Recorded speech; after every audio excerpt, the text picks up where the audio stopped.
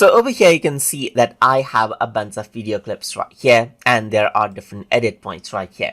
I can go around and click and drag around my timeline cursor and place it wherever I want. But if I were to go around and click on, let's say, for example, previous edit point, then you can see that I can navigate around the edit points right here. I can go back and forward right here, just like this. Change around the edit point right here, click and click right here. And then what happens is that I can simply navigate around different edit points right here. That is in between different two video clips right here.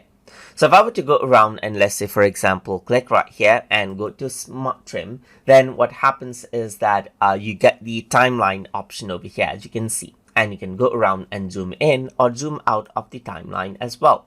So you don't have the specific edit points, but the timeline zoom once you go around onto the trim point right here.